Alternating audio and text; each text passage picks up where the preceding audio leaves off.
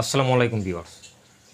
আপনার ব্যবহৃত যে অ্যান্ড্রয়েড ফোনটি রয়েছে, আপনার প্রয়োজনে কিন্তু আপনি অনেক পিকচার তুলতেছেন। তো একটা পর্দায় দেখতেছেন যে আপনার গ্যালারি থেকে অটোমেটিকলি সকল পিকচারগুলো কিন্তু জিমেল আপলোড হয়ে যাচ্ছে।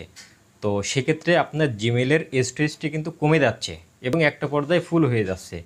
আর এই কারণে আপনার প্রয়োজনীয় যে ডকুমেন্টস বা যে পিকচারগুলো আপনি জিমেল আপলোড করতে গেলে কিন্তু এটার আপলোড হচ্ছে না।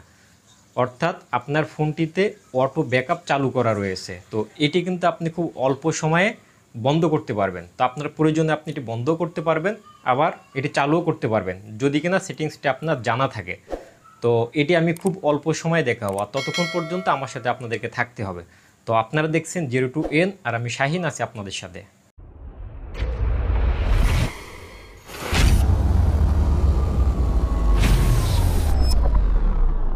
আর এই জন্য আপনাকে যেটি করতে হবে, আপনার গুগল ফটোর যে অটো আপডেটটি রয়েছে বা অটো আপলোডটি রয়েছে, এটি আপনার বন্ধ করতে হবে।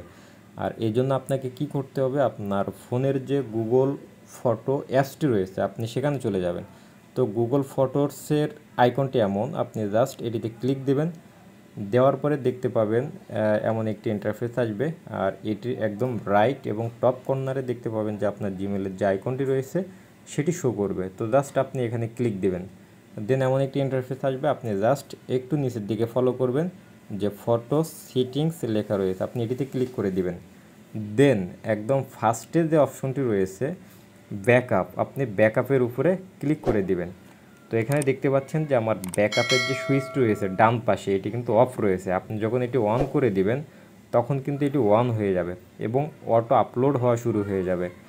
তো এটা আমিও অফ করেই দিব, তার কারণ হচ্ছে আমার সকল ফটো আমি যেগুলা ক্যামেরায় ক্যাপচার করি, প্রত্যেকটা ফটো তো আর আমার হচ্ছে গুগলে আপলোড করা প্রয়োজন নাই। আর যদি আপনাদের কারো ক্ষেত্রে প্রয়োজন হয়ে থাকে তো আপনারা এটি অন রাখবেন। তো এখান থেকে এখন আমি বেরিয়ে আসলাম এবং আপনাদেরকে আরও একটি ইম্পর্টেন্ট তথ্য দিব।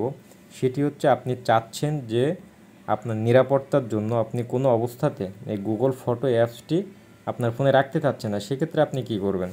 তো আপনি জাস্ট এটি অ্যাপ সেটিংয়ের মধ্য থেকে পেয়ে যাবেন, অথবা এই আইকনটির উপরে ক্লিক করে ধরে রাখবেন। দেন এখানে লেখা দেখতে পাচ্ছেন যে ফার্স্টে অ্যাপস ইনফরমেশন, এটির উপরে ক্লিক দিয়ে দিবেন। দেওয়ার পরে এখানে যে ডিজেবল অপশনটি রয়েছে আপনি ডিজেবল অপশনটি ক্লিক করে দিয়ে ডান পাশে যে অপশনটি আসছে ডিজেবল অ্যাপ, আপনি এটিতে ক্লিক করে দিলে কিন্তু আপনি এটি ডিজেবল হয়ে যাবে। এবং অনেকের ক্ষেত্রে দেখা যায় এটা আনইনস্টল করারও অপশন থাকবে, যদি কিনা সে গুগল প্লে স্টোর থেকে সেট আপ দিয়ে থাকে। তো ভিউয়ার্স, ভিডিওটি যদি আপনার ভালো লেগে থাকে এবং আপনার যদি হেল্প হয়ে থাকে তাহলে অবশ্যই কিন্তু আমার এই চ্যানেলটি সাবস্ক্রাইব করে রাখবেন। ধন্যবাদ।